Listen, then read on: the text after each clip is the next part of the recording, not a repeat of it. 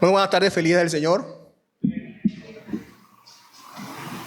Precisamente, cantando este salmo, el Salmo 23, es del cual vamos a hablar hoy, como hemos anunciado. Vamos a recordar las promesas de este Salmo 23. Todos lo conocemos. Yo sé que si pregunto quién lo podría decir de memoria, muchos se ofrecerían para recitar este salmo. Es bastante conocido. Pero vamos a recordar las promesas de ese salmo. Podríamos haber hoy escogido cualquier salmo para terminar el año y comenzar el año. Pero por la dirección de Dios, entonces escogimos este salmo. Así que acompáñenme a leerlo. Vamos a leerlo, aunque otra vez sé que se lo saben de memoria, muchos. Vamos a leerlo. Me acompañan a leerlo ahí con sus ojos, con su corazón.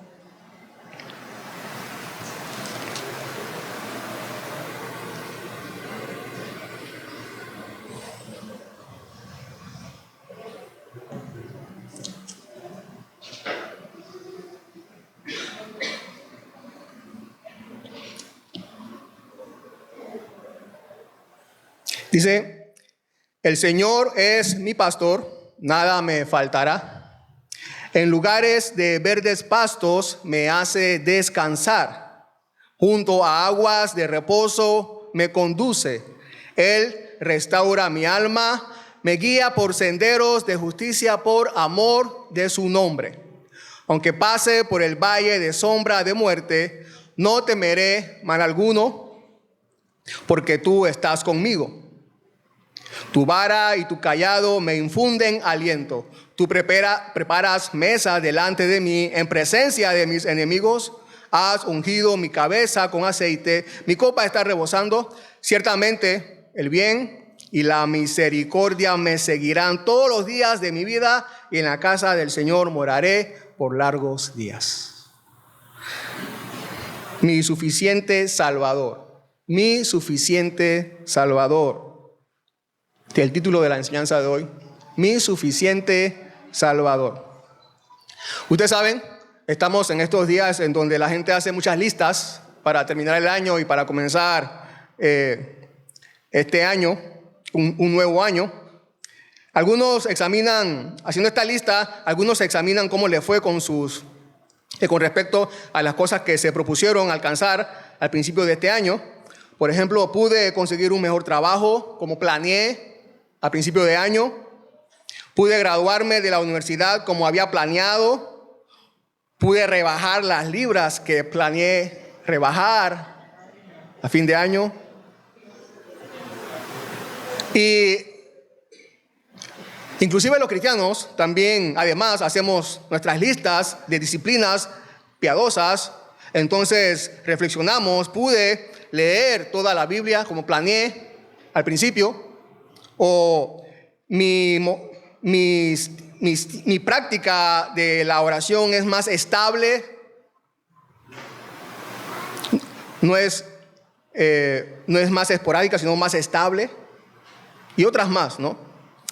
Muchas listas, muchas cosas en las cuales reflexionamos y miramos para atrás cuando terminamos este año, cuando nos quedan horas para terminar este año. Ahora, quisiera que haga una lista más ahí en su mente, rápido. Y sé que la puede llenar muy rápido. Si pudiera hacer una lista de las cosas malas que le pasaron este año, ¿qué momentos estarían allí? ¿Qué momentos estarían allí? Si pudieran hacer unas cosas de las listas malas que le sucedieron este año, que usted cataloga como mala, como cosas que usted pensó no debieron haberle sucedido, ¿no? ¿Qué momentos estarían allí? Pudiera ser, me despidieron del trabajo, o pudiera ser, la relación con mis padres o con mis hijos o con algún familiar se dañó más. O pudiera ser también, tengo deudas y no sé cómo voy a pagarlas porque no me alcanza el dinero. O podría ser, me enfermé, tengo una enfermedad que ha afectado mi cuerpo para mal. ¿Qué más? Usted sabe lo que le sucedió. Usted sabe lo que sucedió.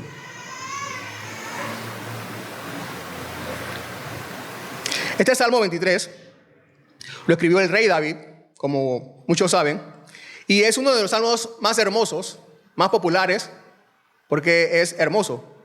Y quizá cuando pensamos en un rey, pensamos en alguien que lo tiene todo, que le ha ido bien en la vida, que es próspero, que es feliz.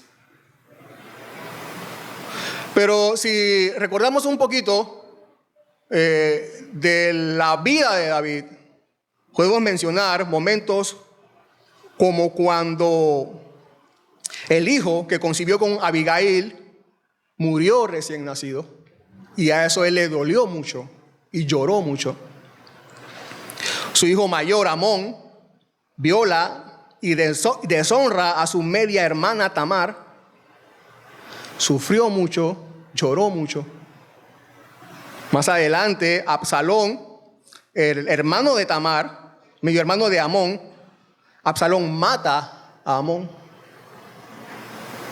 Eso debió dolerle mucho a David. Todos estos problemas que tenía en su familia. Absalón huye, pero un tiempo después regresa a seguir siendo parte del reino de su padre. Pero Absalón logra reunir a cientos de sus seguidores y forma una revuelta contra su padre David. Y se vuelve toda una lucha por mucho tiempo por todo el reino, padre e hijo luchando.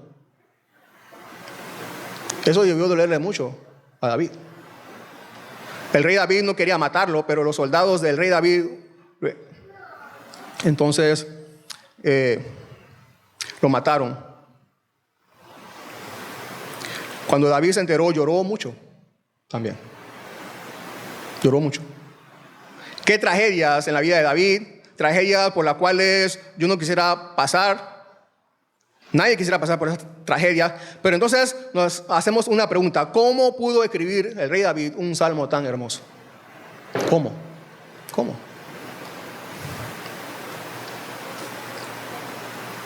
Un salmo de confianza a Dios. ¿Cómo pudo el rey David, con todas estas cosas, escribir estas palabras y estas verdades y estas promesas de Dios?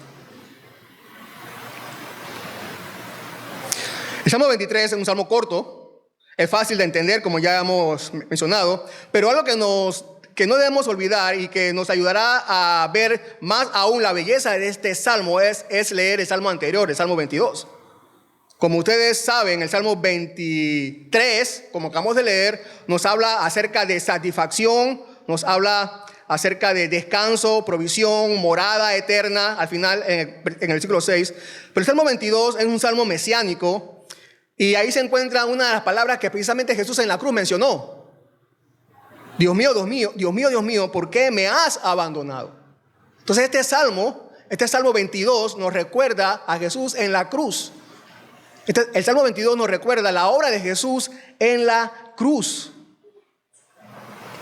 Él sufrió, Él fue abandonado por llevar nuestros pecados para darnos y suplirnos y suplir todas nuestras necesidades. Sufrió y fue abandonado para suplir todas nuestras necesidades. Con el riesgo de sonar tontamente evidente, no hay Salmo 23 sin el Salmo 22. No hay Salmo 23 sin el Salmo 22. Spurgeon, el pastor Spurgeon, una vez dijo así con respecto a la suficiencia de Dios: Dios está satisfecho en sí mismo, consigo mismo, y es suficiente para su propia felicidad. Por lo tanto, hay suficiente en Él para llenar a la criatura. Lo que llena un océano llenará un cubo. Y los ingresos que sufrajan los gastos de un emperador son suficientes para dar de comer a un mendigo. Así mismo es Dios para con sus hijos. Hay dos imágenes en este salmo, no solamente el del pastor, si ustedes recordarán. Hay dos imágenes en este salmo. La primera es la de un pastor que satisface todas las necesidades de su oveja. Versículos de 1 al 4. La otra imagen, versículos 5 y 6, que es la de un hospedador que satisface todas las necesidades de su huésped. ¿Cómo hemos sobrevivido este año 2023? ¿Cómo sobreviviremos este año 2024? Bueno, el Salmo 23 no los recuerda. Él es mi suficiente Salvador como mi pastor. Versos 1 al 4. Él es mi suficiente Salvador como mi hospedador. Versículos 5 y 6. El Señor es mi pastor, dice el versículo 1, nada me faltará. Si alguien le preguntara al salmista cómo es su relación con Dios, seguro él dijera, mi relación con Dios es como la de un pastor con su oveja. Por supuesto, el salmista está pensando, como hemos leído, en un buen pastor. En un buen pastor. A través de toda la Biblia, ustedes recordarán que al cristiano, precisamente, se le compara con una oveja. Con una oveja.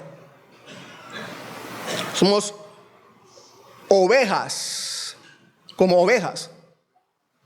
No se nos compara con un león. Eso es un animal muy diferente. Al que se compara con un león es a Jesucristo, que es todopoderoso.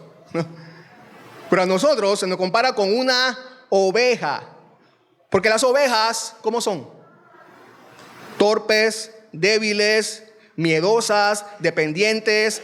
Son animales indefensos, presa fácil si no tienen un pastor. Entonces, no somos leones, somos ovejas, somos como ovejas. Por eso necesitamos un pastor y no cualquier pastor, necesitamos a el buen pastor, a un buen pastor. Necesitamos a el buen pastor. Y a este pastor que acabamos de leer aquí, que leemos el Salmo 23, lo podemos calificar de dos maneras. O es un mal pastor o es un buen pastor. Y como hemos leído, es un buen pastor. No es un mal pastor, es un buen pastor. En el Evangelio de Juan, capítulo 10, se nos revela quién es el buen pastor del Salmo 23. En el Salmo 23, el buen pastor no tiene nombre. En Juan 10 se nos revela el nombre, es Cristo. Juan 10, 14, Jesús dijo, yo soy el buen pastor. Yo soy el buen pastor. No puede haber dos buenos pastores. Dios no puede haber encomendado a dos buenos pastores. Dios tiene un solo buen pastor. Así que aquí entonces se conectan estas dos porciones de la Biblia, el Salmo 23 y Juan 10, Jesús diciendo, yo soy el buen pastor. El salmista había sido pastor, ustedes saben, el rey David, antes de ser rey, era pastor de ovejas. Pero Jacob, el patriarca Jacob, también había mencionado o había dicho que Dios era su pastor. Eso, bueno, no lo vamos a leer, pero está en Génesis 48. Jacob, nieto de Abraham, había dicho de Dios que Dios había sido su pastor toda su vida, su pastor. Ahora, Jacob, como David, no escribió un poema, pero también llamó a Dios su pastor. Él también, Jacob, fue pastor de ovejas. Así que no tienes que escribir un poema para llamar a Dios tu pastor, sino que tu vida tiene que ser lo más parecido a la experiencia que tiene un pastor con su oveja para llamar a Dios mi pastor. ¿Ha sido así este año tu relación con Dios? Como un pastor con su oveja que cuida, que guía, que alimenta. ¿Ha sido así? El Señor es mi pastor, nada me faltará, dice el salmista. La idea central de la frase es esta: el Señor es mi pastor, por lo tanto, nada me faltará. ¿Qué necesita una oveja para vivir? ¿Qué necesita? ¿Mucho oro? ¿Un redil con paredes de oro? ¿Necesita una oveja eso?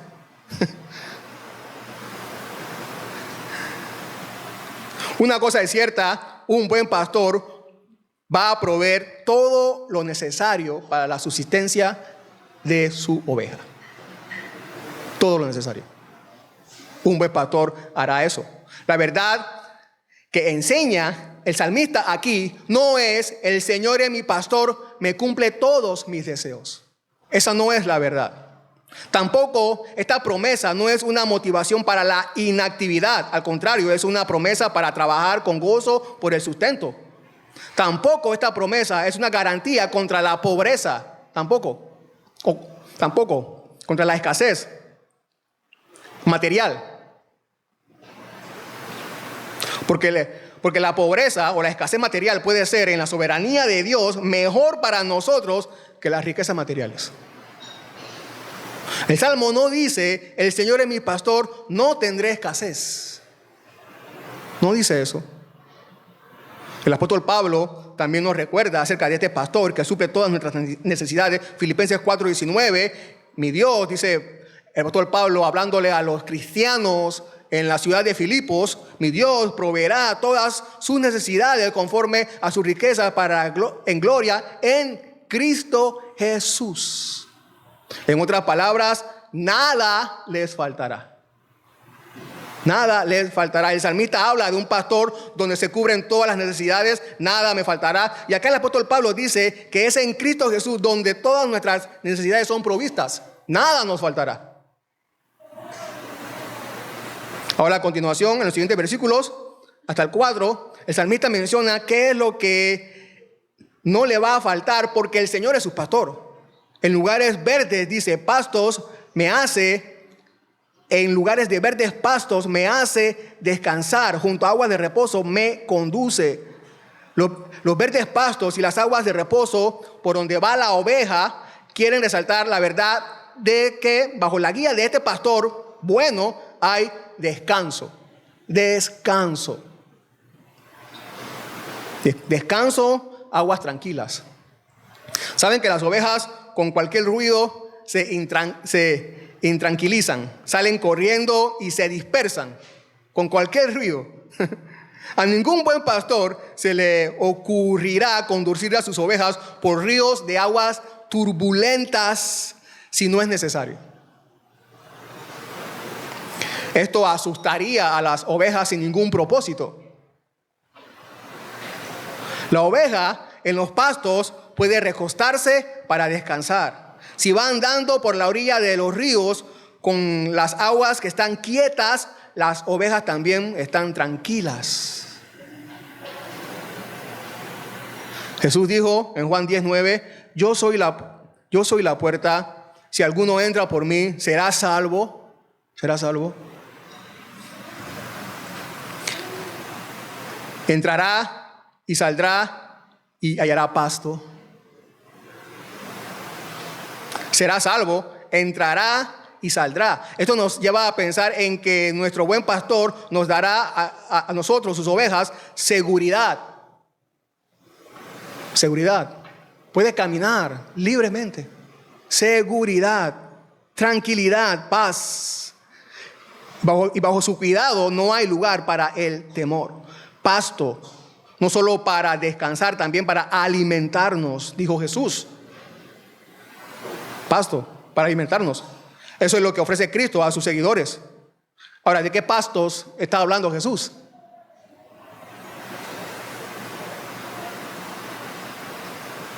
De los pastos deliciosos de su palabra. Sus pastos son las promesas que hay en su palabra. Las promesas de su palabra, esos son sus pastos. ¿Qué más puede darnos paz y tranquilidad en este mundo si no son las promesas de Dios que están en su palabra? Él restaura mi alma, dice. Él repara mi alma, en otras palabras, Él repara mi alma o me devuelve la vida, es la idea. Cuando quizás mis pensamientos o cuando nuestros pensamientos son desviados y estamos confundidos, o cuando nuestras fuerzas se van.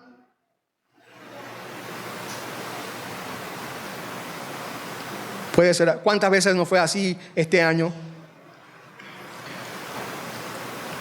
¿Te sientes cansado, hermano o hermana? ¿Te sientes confundido o te sientes desilusionado por los afanes en la familia o el trabajo?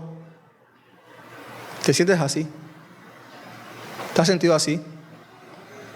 El alimento adecuado para nuestra renovación no faltará, hermanos. No faltará. No faltará. No falta. Los pastos que el buen pastor tiene para nosotros, para ti, para mí, renovarán nuestras fuerzas. Así que tomemos su palabra, tomemos sus promesas, deleitémonos y fortalezcámonos en ellas. Él restaura mi alma, dice, me guía. Note que dice me guía. Me guía, dice. Eso nos da a entender que la oveja de Cristo no busca su propio camino o su propia vida. Una oveja de Cristo no toma las decisiones que les parecen bien. La oveja de Cristo se somete a la dirección de su pastor. Me guía, me guía. Jesús dijo precisamente en Juan 10:27, mis ovejas oyen mi voz, yo la conozco y me siguen.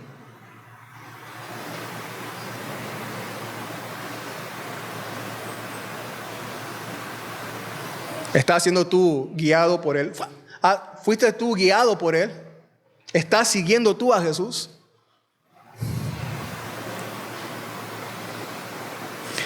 Y bueno, hay un mundo de consuelo contenido en las simples palabras me guía. Porque si Él nos guía, hermanos, hermanas, hay una mano, hay un propósito divino en todo lo que nos acontece. Me guía, dice, por senderos de justicia, por amor de su nombre. Me guía por senderos de justicia. Esto es parte de la restauración. La restauración. Sigue la restauración. Los senderos de justicia. Ir por los senderos de justicia. O caminos rectos, como dice en otra traducción. Caminos rectos. Caminos de justicia es lo contrario. O senderos de justicia es lo contrario de caminos torcidos. Y aquí entonces cambia de los lugares para alimentos físicos, aquí el salmista en su poema, a lugares para formar el comportamiento, la forma de vivir. Me guía por senderos de justicia.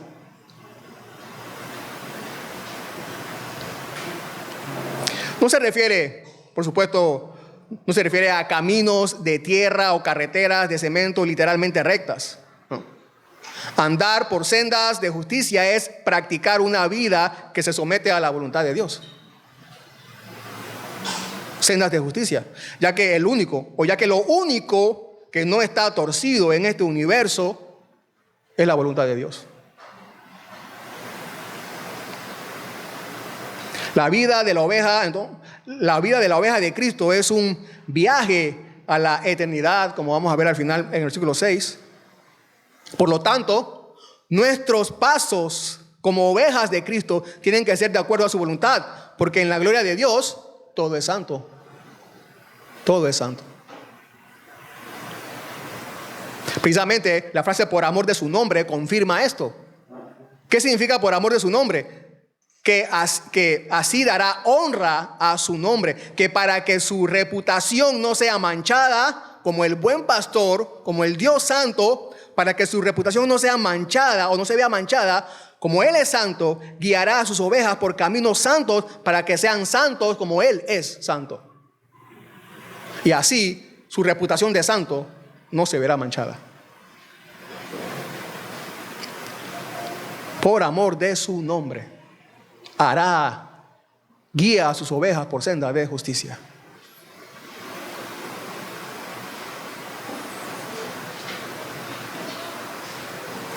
Una pregunta que se hace mucha gente, o quizás nos hacemos nosotros, es: ¿qué me deparará el 2024? ¿Qué me deparará el 2024? Y siempre un nuevo año es un nuevo recorrido. Las personas esperan que este nuevo recorrido del 2024 sea hermoso, a su parecer, bonito, que no suceda nada malo. Pero nosotros, las ovejas de Cristo, debemos esperar que nuestro recorrido sea santo, santo.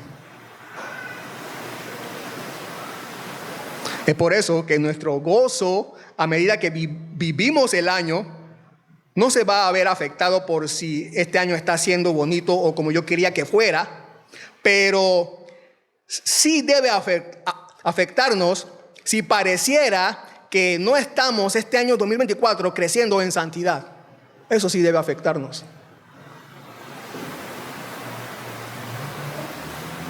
Porque si no es así, entonces, hermanos, hermanas, si no es así, entonces el que nos guía no es el buen pastor. No es el buen pastor. No es el buen pastor que nos lleva por sus caminos de justicia, sino otro pastor. Y no el Dios que por ninguna manera dañará su reputación.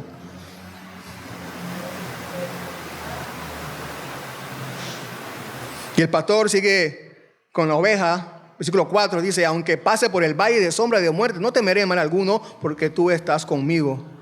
Aunque pase por el valle de sombra de muerte, no temeré mal alguno, porque tú estás conmigo. No siempre hay verdes pastos y tranquilas aguas. Aunque camine por el valle de la sombra de muerte, la idea es aquí aplicable a cualquier camino de oscuridad, cualquier momento de oscuridad, de tristeza, cualquier escenario, cualquier contexto en el que tengamos problemas, cualquier momento de soledad o de dolor. La pregunta es, no sé si usted se ha preguntado, pero la pregunta es esta: ¿por qué el buen pastor nos lleva por esos caminos, pudiendo dejarnos en los verdes pastos? ¿Por qué?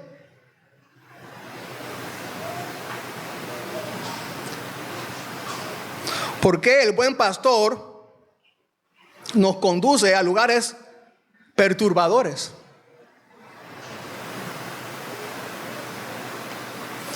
Bueno, no es que le iba a dar una respuesta para eso, porque no la tengo.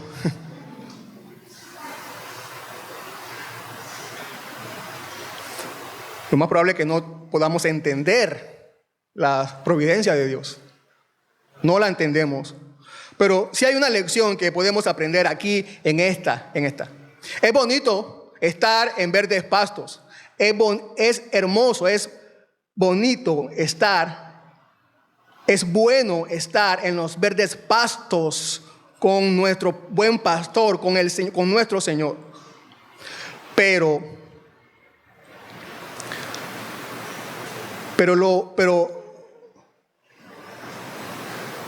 lo mejor de estar con el Señor no son los verdes pastos, sino el Señor mismo.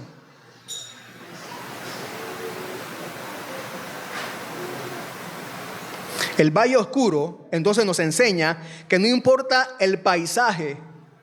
¿Qué es lo que importa?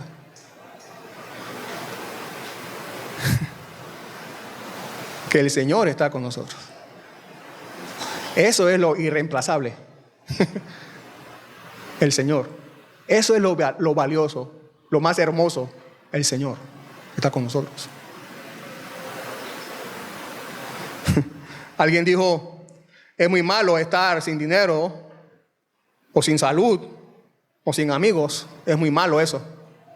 Pero es peor aún estar sin Cristo. Sigue diciendo: tu vara y tu cayado. La vara y el cayado parecen ser dos nombres para el mismo instrumento, el cual era utilizado, por tanto, para golpear animales, depredadores, lobos, como para dirigir a las ovejas. Así la oveja, se podría decir, sabe que su pastor tiene poder para cuidarla, protegerla y guiarla también. Cuando las ovejas son negligentes en sus pasos, descuidadas en su seguir, cuando se salen del redil, con su vara el pastor las pone, las encamina, las pone en la marcha y acelera el paso de sus ovejas. Y este es el sentido entonces por el cual David dice: tu vara me consuela. Tu vara me consuela. Porque es una obra que engendra mucha alegría y consuelo en nuestros corazones cuando Dios saca de nosotros nuestro frío corazón o nuestra pereza y nos hace enderezar en su camino para que nos volvamos más activos y fervientes en su servicio y en su adoración. Por eso que no nos queda más que decir como el salmista: me produce aliento, tu vara me infunde aliento. Hermanos, hermanas, una cosa es maravillosa y segura: nuestro pastor es poderoso para salvarnos. Nuestro pastor es poderoso para salvarnos. Nada, Jesús dijo, nada ni nadie, Juan 10:29, Jesús dijo, nada ni nadie podrá arrebatarnos de su mano, de la mano de su Padre. Nada ni nadie. Ahora, es bueno ser oveja de Cristo, sí, pero hay algo más para nosotros. De sus pastos verdes pasaremos a su casa para siempre. Por eso el salmista no se queda con la imagen del pastor y la oveja en el campo. No, hay una verdad que tiene que completarse.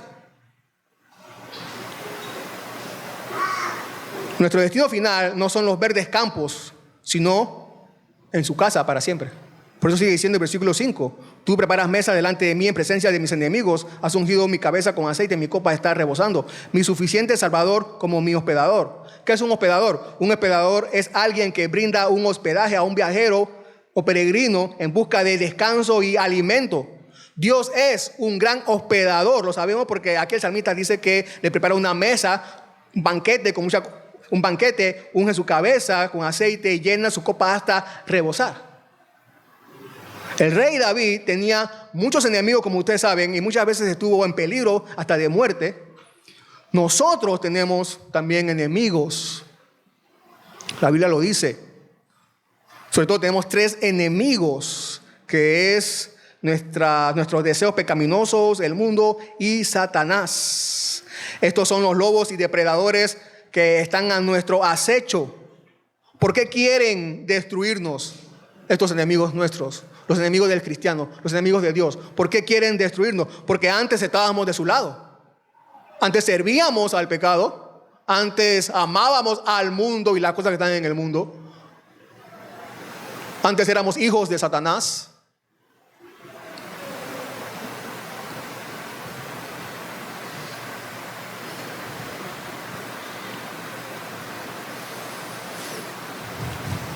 Pero ahora estamos en el redil de Cristo con una nueva vida viviendo para Cristo. ¿Qué hacemos cuando entonces vienen estos enemigos a atacarnos, a querer destruirnos? Ya sea este año que pasó o el que viene, el 2024. ¿Qué hacemos? Bueno, es verdad que a veces tenemos que luchar con las armas que la Biblia dice que tenemos que enfrentar a nuestros enemigos. Pero puede ver que el salmista no dice, mis enemigos me rodean. Ahí en el Salmo 23:4 no dice, mis enemigos me rodean, voy a pelear en nombre de Dios. No dice eso. No dice eso. El salmista está rodeado de sus enemigos, ahí lo vemos en el versículo 4. ¿Y qué hace? ¿Qué hace el salmista? Se refugia en una casa, lo recibe un maravilloso hospedador donde espera un banquete y descanso. ¿Se dan cuenta?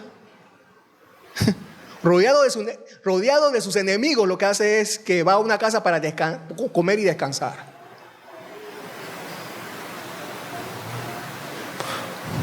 Cuando pensamos en un banquete, la palabra escasez no aparece por ningún lado. Pensamos en abundancia, ¿no es así?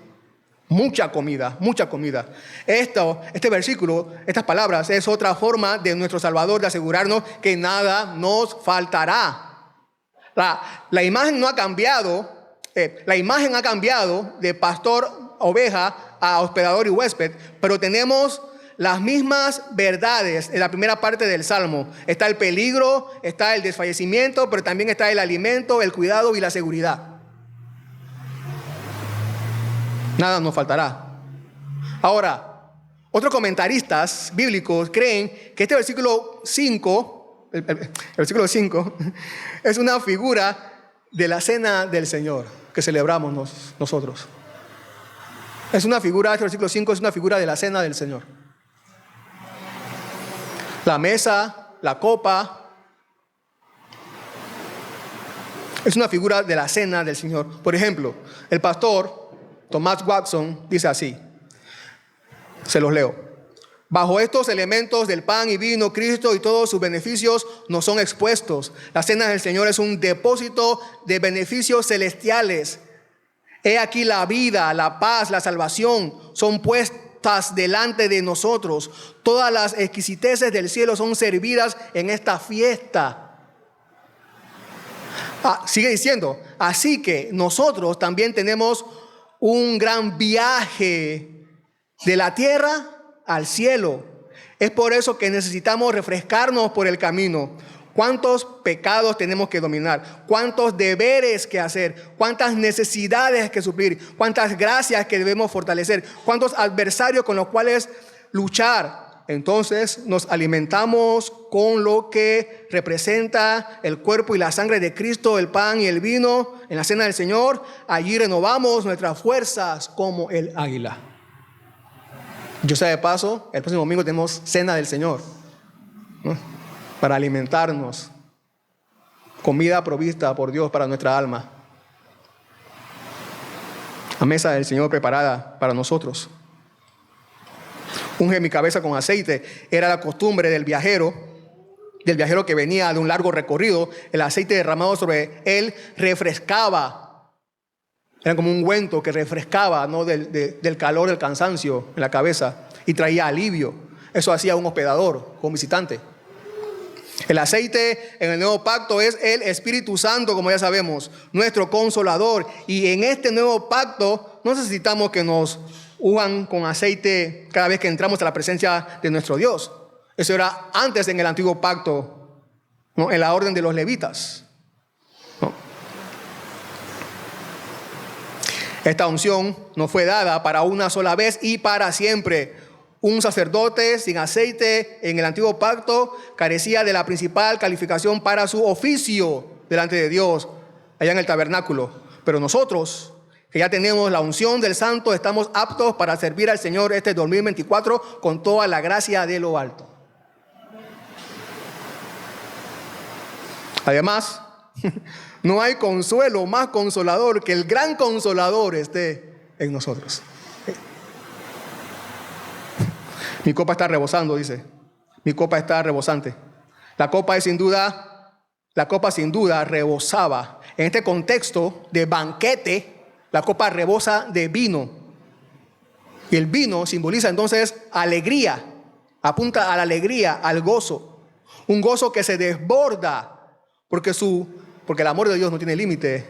Porque su gracia no tiene medida. Nuestro gozo no puede ser opacado por ningún dolor. Es nuestro gozo que rebosa el que opaca todo dolor, el que cubre todo dolor.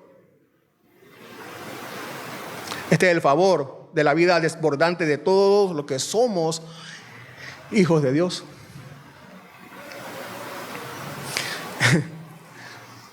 Me gusta esta anécdota de una anciana viuda, ¿no? Que vivía sola.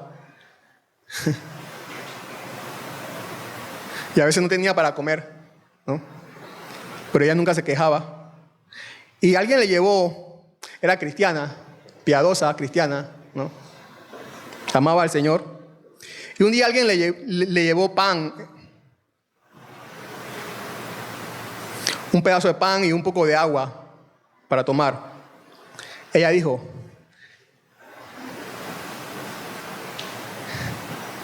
¡qué maravilla! ¿Qué es esto? Pan, agua y además de esto, Cristo. Dice. Totalmente agradecida. Tenía mucho más de lo que ella esperaba. ¿No? Y es precisamente Cristo que hace en nuestra vida la abundancia de todo. Es Cristo. Ciertamente el bien y la misericordia me seguirán todos los días de mi vida, y en la casa del Señor moraré por largos días. El bien y la misericordia me seguirán todos los días de mi vida.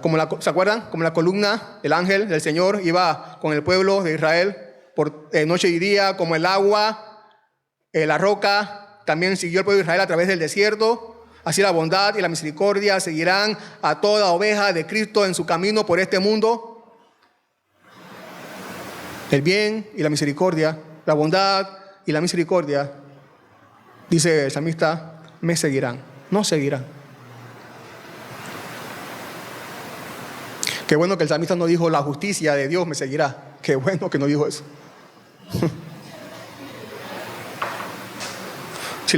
Sí, la justicia vengadora de Dios. La justicia vengadora de Dios. Si la justicia nos siguiera, nuestros corazones temblarían de miedo para siempre.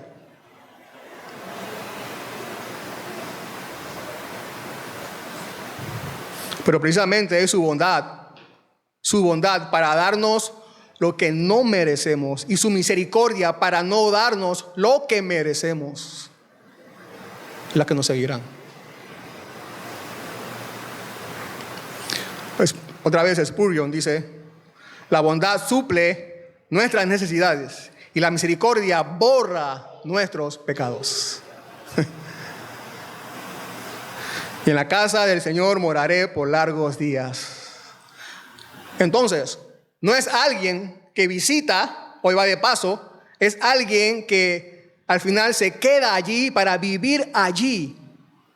Sin duda alguna que el rey David conocía el evangelio de Cristo. Este es el propósito último del evangelio de Cristo.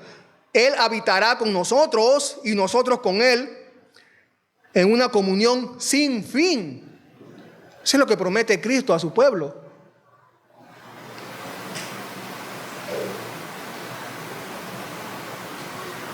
Jesús dijo en Juan 14:3, y si me voy y les preparo un lugar, y se puede preparar un lugar, dice, vendré otra vez y los tomaré a donde yo voy, para que donde yo esté, allí estén ustedes también.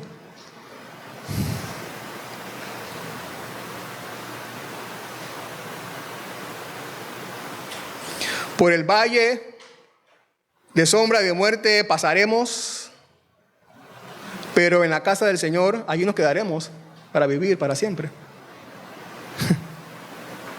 Detrás nuestro, su bondad y misericordia, y por delante nuestro, la morada eterna con Él. Así que si nada nos faltará aquí en esta vida, hermanos y hermanas, imagínense, mucho más nada nos faltará en la otra vida. Nada más. Nada más. Estas son las promesas del Salmo 23 para nosotros, que hemos experimentado seguro este año que ya está pasando, a punto de terminar, y que Dios ha prometido para nosotros, su pueblo, este 2024, y todos los años que vengan también. Jesús ha sido tu pastor este año, 2023. Jesús ha sido tu pastor este año. Has probado los verdes pastos de su palabra este año 2023. Has caminado este año 2023 por sus caminos de rectitud. Jesús ha sido tu hospedador este año 2023. Te has deleitado en el banquete de su salvación este año 2023. Si no, hoy es una muy buena oportunidad para que entonces te arrepientas de tu mal proceder y de tus pecados. El buen pastor ha prometido recibirte, te lavará de tus pecados y te introducirá a su redil para siempre. Oremos. Señor, gracias porque nos has traído aquí, Señor, a este lugar. Y te hemos cantado. Hemos recordado, Señor, tu evangelio y las promesas del evangelio. Y también hemos predicado, Señor, ahora las promesas, las incomparables promesas para tu pueblo en este Salmo 23. Gracias. Promesas que no vamos a encontrar en este mundo, en nada material. Solamente en ti, Cristo Jesús, nuestro buen pastor. Señor, que este año, para nosotros, tu pueblo, tú sigas siendo el buen pastor para nosotros. Guíanos, Señor. Iremos por donde tú vayas. No importa los momentos, si buenos o malos, no importa. Si no comprendemos, si quizás vamos a llorar, no importa, Señor. Tú eres lo precioso para nosotros. Tú eres lo precioso para nosotros, Señor. Sin ti es que estaríamos perdidos. Gracias, Señor, por todas tus promesas para nosotros y tu consuelo que opaca, Señor, cualquier dolor y cualquier tristeza. Amén.